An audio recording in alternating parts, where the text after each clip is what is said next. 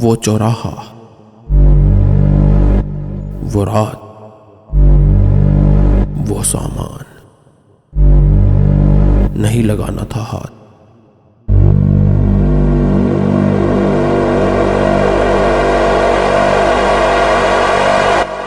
अब भुग दो।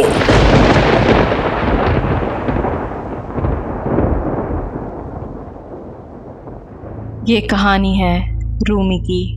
मैं शांभवी आपको ले चलूँगी एक डरावने सफ़र पर, जिसमें आपको एहसास होगा कि अनजान वस्तुओं से छेड़खानी करना हमें कितना भारी पड़ सकता है। हमारी कहानी शुरू होती है दुर्गापुर में, जो कि वेस्ट बंगाल का एक छोटा सा गांव है जो ब्लैक मैजिक के लिए कुख्यात है। हमारी मुख्य पात्र रूमी एक दिन अपना ऑफिस का काम ख़त्म करके घर जा रही थी। जो रास्ता वो अक्सर इस्तेमाल किया करती थी, उस पर कुछ काम चलने के कारण उसे दूसरा रास्ता अपनाना पड़ा।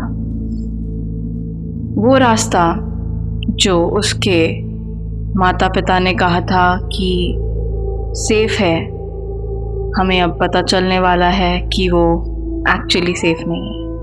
रूमी एक सुनसान रास्ते पर अकेले बढ़ती जा रही थी और इस रास्ते के बीच में एक चौराहा आता है। चौराहे पर कुछ रखा था जो कि रूमी को अपनी ओर आकर्षित कर रहा था। आगे बढ़ने पर रूमी ने देखा कि जो रोड है उस पर कुछ आकृति बनी हुई है। एक कलश रखा था और मिठाइयाँ रखी हुई थी। उसे लगा कि क्योंकि दिवाली है अगले दिन, तो किसी प्रकार की पूजा हुई होगी। उसने इन चीज़ों को छू करके देखा, सब कुछ साइड में रखा ताकि गाड़ियाँ जो आएँ वो उन चीज़ों के ऊपर से चली ना जाएं। ये एक ऐसा डिसीजन है जो कि जो लोग विश्वास रखते हैं काला जादू में, जिन्हें पता है कि ये चीज़ें कितनी ख़तरनाक हो सकती हैं, वो कभी नहीं लेंगे। लेकिन उसे इतना फ़र्क नहीं पड़ा और वो आगे बढ़ गई। उसका घर वहाँ से ज़्यादा दूरी पर था नहीं, तो जैसे ही वो अपने घर के पास पहुँची तो उसकी माँ उसका इंतज़ार कर रही थी, क्योंकि उसे आज ज़्यादा देरी हो गई। घर पहुँचने के बाद जैसे कि वो अक्सर फ्रेश हुआ करती थी, सब कुछ काफ़ी नॉर्मल था जैसा वो सोच रही थी। तो उसने खाना खाया, क्योंकि उसे अगले दिन एक दिवाली पार्टी के लिए भी जाना था। तो वो उसकी तैयारियां करने लगी और फिर सोने चली गई। अब मैं आपको बताती हूँ कि रूमी का जो घर है वो एक्चुअली एक डुप्लेक्स है, मतलब उसमें 2 फ्लोर्स हैं और रूमी का जो रूम था वो 2nd फ्लोर पे था। रूमी जैसे ही सोई, उसके कुछ ही देर बाद एक ठंडी हवा उसके कमरे में आई और उसे ऐसा लगा कि उसके ऊपर कुछ उड़ रहा है, जैसा कि यूजुअली स्लीप पैरालिसिस में होता है। हमने सुना है, कुछ लोगों ने फील भी किया है, मैंने भी किया है। स्लीप पैरालिसिस बहुत ही नॉर्मल बात होती है। इसमें आप हिल नहीं पाते और आपको बहुत सारी चीज़ें दिखती हैं जो कि एक्चुअली में वहाँ होती नहीं है। तो रूमी को भी ऐसा ही लग रहा था कि कुछ ऐसा हो रहा है, तो उसने इंतज़ार किया। और स्लीप पैरालिसिस ज़्यादा टाइम के लिए लास्ट नहीं करता, कुछ सेकंड्स होते हैं जो हमें लगता है कि ज़्यादा टाइम है, बट कुछ सेकंड्स में वो ठीक हो जाता है। जैसे ही रूमी की नींद टूटी, उसने देखा कि एक बूढ़ी सी औरत उसके बेड के एंड पर बैठी है और उसकी तरफ देख रही है। और इस सीन को देखते ही रूमी ज़ोर से चिल्लाई और उसके घर में उसकी मम्मी के अलावा और किसी को उसकी आवाज़ सुनाई नहीं दी। उसकी मम्मा ने जैसे ही अपनी बेटी को चिल्लाते हुए सुना, वो भागते हुए रूमी के कमरे की तरफ आई। उन्होंने सोचा कि इतनी रात गए, ये क्यों चिल्ला रही है। उसकी मम्मी जब अंदर आई तो उन्होंने देखा कि रूमी अपने बेड पर बैठ के डर रही है और काँप रही है। उन्होंने रूमी का हाथ पकड़ा, उसे शांत करवाया और उससे पूछा कि क्या हुआ है। रूमी ने उन्हें बताया कि ऐसे मैं सो रही थी और मुझे लगा कि मेरे बेड के ऊपर एक बूढ़ी औरत बैठी है। रूमी की मम्मी ने उसको बोला कि तूने कोई बुरा सपना देखा होगा, अगर तुझे डर लग रहा है तो मैं तेरे पास हो जाती हूँ। रूमी, जो कि बहुत डरी हुई थी, तुरंत मान गई क्योंकि उसे अकेले नहीं सोना था उस कमरे में। फिर रूमी की मम्मी उसके साइड में लेट गई और वो भी सो गई रूमी को पकड़कर। कुछ ही देर बाद उनके किचन से बहुत सारे बर्तन गिरने की आवाज़ आई और उनकी भी नींद टूट गई। जैसे ही उनकी नींद टूटी तो उसकी मम्मा को भी एक बूढ़ी औरत दिखी जो कि उसके कमरे के बिल्कुल कॉर्नर में बैठी हुई है और रो रही है। उनको ये देखकर बहुत डर लगा और उन्होंने रूमी को भी जगा दिया। अब ये दोनों बिस्तर पर बैठे हुए हैं और उस औरत की तरफ देख रहे हैं जो कि लगातार रोती जा रही है। रूमी की मम्मी भगवान में बहुत विश्वास रखती हैं और ऐसे वक्त पर लोग ज़्यादातर बालाजी को याद करते हैं और हनुमान चालीसा बोला करते हैं। उन्होंने हनुमान चालीसा का जाप करना शुरू किया और आंखें बंद कर ली। जब हनुमान चालीसा ख़त्म हुई और उन्होंने अपनी आंखें खोली तो वो औरत उस कमरे में नहीं थी। वो दोनों माँ बेटी उठी अपने बिस्तर से और नीचे जो हॉल था वहाँ जा कर के बैठ गई। क्योंकि अभी आधी रात हो रही थी, बाकी कोई जगा हुआ नहीं था और वो नहीं चाहते थे कि वो किसी और को भी परेशान करें।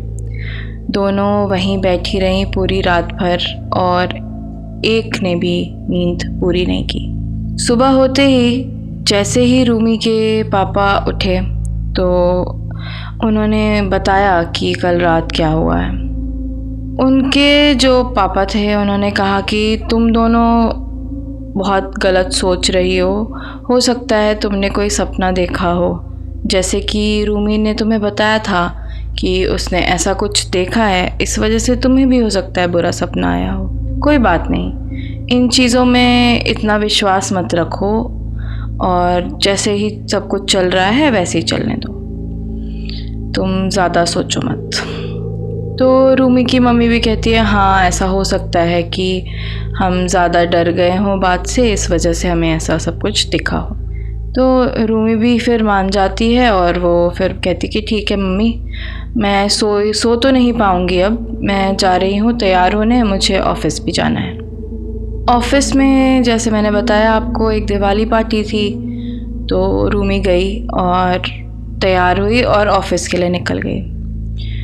रूमी ऑफ़िस की पार्टी में कुछ रात 11 बजे तक रुकी होगी और फिर अंधेरी रात थी जब वो अकेले वापस आ रही थी। उसे लगा कि चलो दूसरे रास्ते से ही चलते हैं, लेकिन जब वो आगे बढ़ी तो उसने देखा कि कल जो रास्ता बंद था वो आज बिल्कुल ठीक है और लोग आ जा रहे हैं वहाँ से, क्योंकि दिवाली की रात थी तो वहाँ पे लोग भी बहुत सारे थे।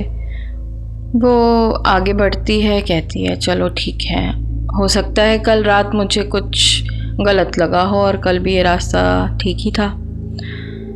वो अपने घर आती है तो सब उसका इंतज़ार कर रहे होते हैं क्योंकि दिवाली का दिन था, लेकिन उसको अपनी ऑफ़िस की दिवाली पार्टी भी अटेंड करनी थी। तो वहाँ उसके भैया भाभी मम्मी पापा सब बैठे होते हैं।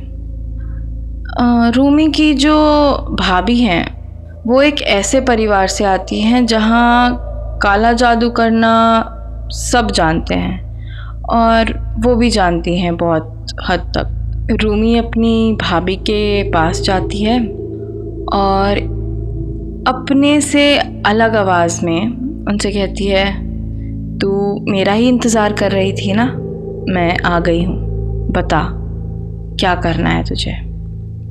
ये लोग तुझे परेशान कर रहे हैं ना, मुझे पता है। तो उसकी जो भाभी है वो उसकी तरफ देखती है और वो बहुत शॉक्ड होती है कि ये क्या हो रहा है। वो बाकी सबकी तरफ देखती है, लेकिन वो तो ऐसे ही खड़े हैं जैसे उन्होंने कुछ सुना ही ना हो। वो रूमी की तरफ देखती है तो रूमी बहुत ज़ोर से हंसती है। उसकी भाभी को लगता है कि रूमी मजाक कर रही होगी, तो वो आगे फिर कुछ और बात चालू कर देती है, अपनी सासू माँ के साथ कुछ और चीज़ों की बात करने लगती है। रूमी कहती है कि आप लोग बैठो, मैं ऊपर से फ़्रेश होके आती हूँ। वो ऊपर जाती है कमरे में और इनकी जो सारी अलमारी के दरवाजे जो थे उनके बजने की आवाज़ बहुत ज़ोर से नीचे जो लोग हॉल में बैठे थे उनको सुनाई दे रही थी, लेकिन रूमी के कमरे में ऐसी कोई आवाज़ नहीं आ रही थी। रूमी की माँ ने एक आवाज़ रूमी को लगाई उससे पूछने के लिए कि क्या हो रहा है, बट रूमी का कोई जवाब नहीं आया। तो इन लोगों ने सोचा कि चल के देखते हैं कि क्या हो रहा है। वो जब सीढ़ियों पर चढ़ने लगे तो उन्हें किचन से बहुत सारे बर्तन एक बार में गिरने की आवाज़ आई। तो रूमी का जो भाई था वो किचन की तरफ भागा देखने के लिए कि क्या हुआ। वो आगे बढ़ा तो उसने देखा कि किचन में भी कुछ नहीं हुआ है, सब कुछ जहाँ रखा था वहीं है। वो जब वापस आया हॉल में तो रूमी सीढ़ियों के ऊपर खड़ी थी, उसके बाल खुले हुए थे और वो हंस रही थी। वो बार बार यही कह रही थी कि तुमने हमारी बेटी को परेशान किया है और तुम्हारे साथ अब कुछ भी अच्छा नहीं होगा, तुम्हारी बेटी भी ज़िंदा नहीं रहेगी। ये बात सुनते ही रूमी के पापा जो थे वो ज़ोर से चिल्लाते हैं रूमी के ऊपर। उसे कहते हैं क्या मजाक कर रही है तू, नीचे आ, ये कोई तरीका है मजाक करने का, जल्दी नीचे आ। लेकिन रूमी उनकी एक बात नहीं सुनती है और वो सीढ़ियों के ऊपर खड़ी होकर ऐसी ही बातें बोलती रहती है और एक बहुत डरावनी हंसी हंसती रहती है। रूमी की माँ को पिछले रात की सारी बातें याद आती हैं और वो उसके पापा को कहती है मैंने आपसे कहा था कि कुछ गड़बड़ है, आपने कहा कि ये सब हमारा सपना था, लेकिन ऐसा कुछ नहीं है। जल्दी जाके पंडित जी को बुला के लाइए, ये ज़्यादा देर ऐसे हम नहीं रोक पाएंगे। कुछ ही देर बाद पंडित जी आते हैं। रूमी अभी भी वही हरकतें कर रही थी। पंडित जी रूमी को देखते हुए समझ जाते हैं कि इस घर में कुछ तो बहुत खौफनाक हुआ है और बहुत ही भयानक होने वाला है। वो रूमी से कहते हैं कि बेटा नीचे आ जाओ, तुम कैसा मजाक कर रही हो अपने परिवार के साथ। रूमी चिल्लाती है और कहती है तुझे क्या पता है, तू जानता है मुझे, मैं रूमी नहीं हूँ, चला जा यहाँ से, तेरा कोई काम नहीं है यहाँ, तू कुछ नहीं कर पाएगा मेरा, चला जा। ये सुनते ही जो पंडित जी हैं उनको भी थोड़ा गुस्सा आ जाता है। वो कहते हैं अगर ये मजाक कर रही है तो ये अच्छा नहीं है, और अगर ये मजाक नहीं है तो मैं वो यही बोलूँगा कि आप जल्द से जल्द इसे अपने किसी भी अच्छे बड़े मंदिर लेके जाएं, क्योंकि जो भी प्रॉब्लम है वो घर पे आप नहीं सॉल्व कर पाएंगे। रूमी के पापा कहते हैं पंडित जी आप ऐसा मत कहिए, आप ही तो अभी यहाँ पे अवेलेबल थे, इसीलिए मैंने आपको बुलाया। कोई मंदिर नहीं खुला अभी इस वक्त, क्या करेंगे हम। तो पंडित जी कहते हैं कि देखिए, क्योंकि इस वक्त एक मंदिर नहीं खुला होगा, मैं एक टेम्परेरी सॉल्यूशन के लिए एक पूजा कर सकता हूँ। उसके लिए आपके घर से कुछ सामान चाहिए होगा, जैसे कि मुझे एक कटोरी आटा और कुछ मिर्चियाँ चाहिए, वो ले आइए आप, और हॉल में सब लोग बैठ जाइए और कोशिश करेंगे कि रूमी भी नीचे आ जाए। उसकी माँ और भाभी ऊपर जाती हैं रूमी को पकड़ के नीचे लाने की कोशिश करती हैं, लेकिन वो अचानक से बहुत ज़्यादा शक्तिशाली हो गई थी। तो उसके भाई को ऊपर जाना पड़ा। उसके भाई ने उसके हाथ पीछे बांधकर उसको नीचे उतारा और हॉल में बिठा दिया। पंडित जी ने पूजा शुरू करी और रूमी की तरफ देखा और पूछा, तू अब बताएगी तू कौन है? अगर तुझे कुछ चाहिए तो वो भी बता दे, हम ले आएंगे तेरे लिए। इस बच्ची को परेशान मत कर, अभी तो इसने अपना जीवन शुरू किया है, तू क्यों इसको ऐसी पनिशमेंट देना चाहती है? रूमी गुस्सा होकर के पंडित जी को कहती है, मैं रूमी नहीं हूँ और मैं जो भी हूँ तुझे जानने की ज़रूरत नहीं। ये सुशीला मुझे अच्छी तरीके से जानती है। वो कहती है कि इसकी सास, ननद, ससुर और पति ने जो भी किया है इसके साथ वो सब पता है हमें और मुझे इसीलिए भेजा गया है यहाँ। मैं तो इसे अपने साथ ले जाऊंगी। तब इसकी माँ को पता लगेगा कि जब किसी की बेटी के साथ दुर्व्यवहार करते हैं तो उनके साथ क्या होता है। इन्होंने बहुत वादे किए थे हमें जब सुशीला को लेकर आए थे, सारे वादे तोड़ दिए इन्होंने। मेरी बेटी को एक जानवर से भी बदतर ट्रीट किया है इन्होंने। अब ये देखेंगे क्या होता है। पंडित जी समझ जाते हैं कि ये या तो जो भाभी हैं उनके यहाँ से कुछ हो रहा है या फिर ये जो प्रेत है वो बस अपना मकसद पूरा करने के लिए कुछ भी कहानी बनाकर बता रहा है। पंडित जी उसके माँ बाप को बोलते हैं कि इस पर किसी ने काला जादू करा है। आप जानते हो क्या इस बारे में कुछ? कहीं आई गई थी क्या वो इन दिनों? तो उसकी माँ कहती है कि हाँ, वो तो अक्सर अपने ऑफिस से आती है रात को बहुत लेट।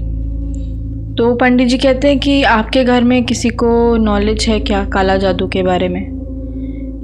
आपकी बहू के घर में है क्या किसी को? तो उसकी माँ कहती है कि हमारे घर में तो कोई नहीं जानता, लेकिन बहू के घर में कुछ लोग हैं जिनको विद्या है इस चीज़ की। तो पंडित जी कहते हैं कि फिर आप एक बार उनसे बात कीजिए ताकि पता चल सके कि हो क्या रहा है। आपने सुना ना प्रेत ने क्या कहा? आपकी बहू के किसी रिलेटिव ने शायद कुछ किया है, आप पता लगाइए। पंडित जी ये बोल करके चले जाते हैं। तो रूमी की जो माँ है वो अपनी बहू की तरफ देखती है और कहती है, ये सब तूने किया है ना, निकल जा मेरे घर से। तो उनकी बहू कहती है कि माँ, मैं इस रात अभी कहाँ जाऊँगी, आप मुझे सुबह तक का वक्त दे दीजिए। मैंने कुछ नहीं किया, मेरा विश्वास कीजिए, मैंने कुछ नहीं किया। तो उसकी माँ बहुत गुस्सा करती है और अपनी बहू को निकाल देती है घर से। उसका पति जो था उसको भी ज़्यादा फ़र्क नहीं पड़ा। वो कहता है, हाँ निकाल दो इसे, वैसे भी आपने पता नहीं किसको बांध दिया है मेरे साथ। रूमी बहुत ज़ोर से चिल्लाती है, गुस्सा करती है और वापस उसी रूप में आ जाती है। वो कह देती है, तुम मेरी बेटी को इस घर से निकालोगे, मैं तुम्हारी बेटी को मार दूंगी। ये कोई वक्त है ऐसा करने का? रूमी की माँ डर जाती है और अपनी बहू को वापस घर के अंदर बुला लेती है।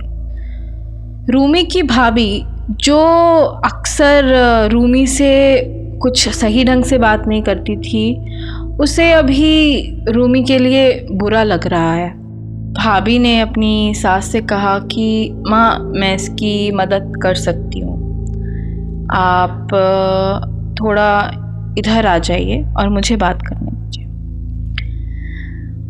सुशीला की सास अब उससे गुस्से में बात करते हुए कहती है, तूने काफ़ी नहीं कर दिया मेरी बेटी के साथ? उसकी हालत देख कैसी हो रही है।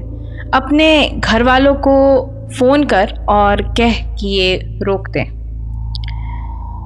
रूमी इस बात को सुनते हुए बहुत गुस्सा हो जाती है और अपनी ही माँ पर चिल्लाती है।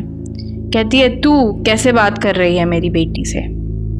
ढंग से बात कर, ये कोई तरीका नहीं है बात करने का। तो सुशीला कहती है, दादी आप थोड़ा शांत हो जाइए, गुस्सा मत कीजिए इतना।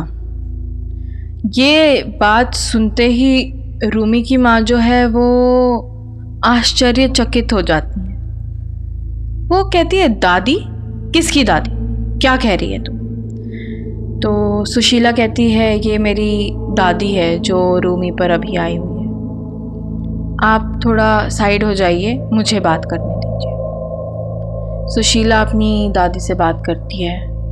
कहती है कि दादी सब कुछ ठीक है, आप रूमी को कुछ मत करना, नहीं तो ये मेरा जीना और ख़राब कर देंगे। सुशीला की दादी उससे कहती है कि ठीक है, और वो शांत हो जाती है कुछ देर के लिए। फिर ये लोग चले जाते हैं अपने अपने कमरों में और रूमी हॉल में ही बैठी रह जाती है। रूमी, क्या हुआ बेटा? तुम्हारी आंखें इतनी लाल क्यों हैं? क्या तुम रात भर सोई नहीं? सच तो ये है कि रूमी कहीं गई ही नहीं थी। उसे वो जहाँ छोड़कर गए थे वो वहीं बैठी थी, उसी जगह, 1 इंच भी नहीं हिली थी। उसकी आंखें ऐसी लाल जैसे कि उसका अंतिम वक्त आ गया हो। रूमी के पापा ने उसे देखा और वो घबरा गए। वो रूमी को बुला रहे थे बट वो कुछ रिस्पॉन्स ही नहीं दे रही थी। ऐसी हो गई थी जैसे जिंदा लाश बैठी हुई है। उसने अपने पापा की तरफ घूमकर एक बार देखा और वापस सेम पोजीशन में बैठ गई। उसके पापा घबरा गए बहुत और उन्होंने जल्दबाजी में उसे उठाया और मंदिर की तरफ ले जाने के लिए गाड़ी की तरफ चल पड़े। गाड़ी में उसे पीछे बिठाया उन्होंने और उसका जो भाई था उसने उसको पकड़ रखा था। वो अपने भाई के ऊपर सो रही थी और मंदिर कुछ 30 मिनट दूर था उनके घर से। वो आगे बढ़ते जा रहे थे। उसके पापा बार बार रूमी को आवाज़ दे रहे थे, रूमी, इस होप में कि वो कुछ रिस्पॉन्स करेगी, लेकिन कुछ रिस्पॉन्स नहीं आ रहा था। उसकी जो बॉडी थी वो बिल्कुल ही नंब हो गई थी, जैसे इंसानों की अक्सर हो जाया करती है मरने के बाद। हाँ, ये सच है, वो ये दुनिया छोड़ चुकी थी। अब ना भगवान उसे वापस ला पाए और ना ही कोई और। एक छोटी लापरवाही और अनजान गलती और पूरा घर बिखर गया। काला जादू कोई मजाक नहीं है। जब सड़कों पर चलें तो देख कर चलें, सावधान रहें, सतर्क रहें।